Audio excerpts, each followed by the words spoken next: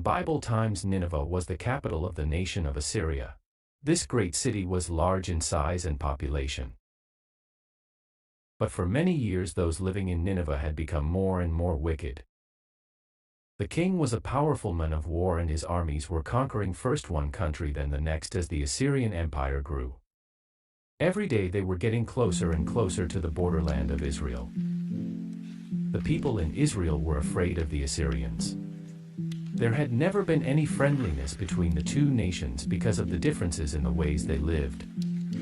The people of Israel worshipped God, and their faith was at the center of all they thought and believed. The people of Nineveh did not worship God but images made out of stone. Living in the land of Israel was a prophet of God called Jonah, who delivered messages from God to the people. One day God gave Jonah a message he did not want to deliver. God told Jonah to go to the people in Nineveh and tell them God had seen their wickedness and was going to destroy the city. Jonah did not want to warn the enemies of his people that Nineveh was going to be destroyed. Why should they be warned?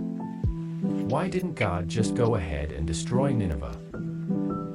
Jonah decided to ignore God and headed in the opposite direction from Nineveh to the coast. He boarded a boat heading for Tarshish in Spain, as far away as he could get from Nineveh. Soon he was out at sea and could put what he should be doing right out of his mind. But can you run away from God? Jonah thought he could. He went down into the ship and was soon fast asleep.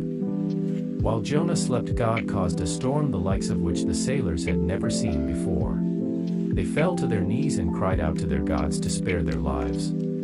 But the wind blew harder and stronger. The captain knew that their boat would not last through a storm like this. So he woke Jonah and told him to call on his God to save them. But how could Jonah call on God when he was running away from him? In desperation, the crew of the ship drew lots to find out who was responsible for the trouble they were in.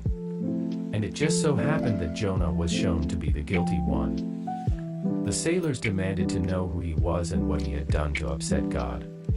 Jonah confessed to them what he had done and begged them to throw him overboard before they were all lost. The sailors took hold of Jonah and threw him overboard. Immediately the storm stopped. As Jonah floundered in the sea, God sent a great fish that he had prepared. The great fish completely swallowed Jonah. Jonah was in the belly of the great fish for 3 days and nights. He prayed to God asking for forgiveness.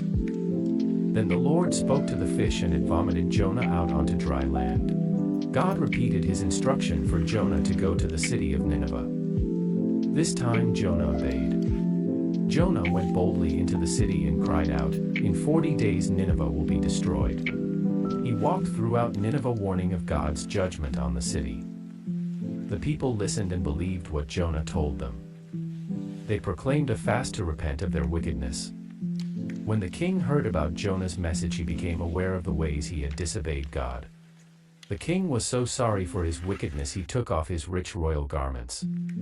Then he put on sackcloth and sat in ashes, pleading with God to show mercy. All over the city people followed the example of the king and pleaded with God to forgive them. God heard their prayers, and because he is a God of mercy, he spared them and did not destroy Nineveh. The Lord is good.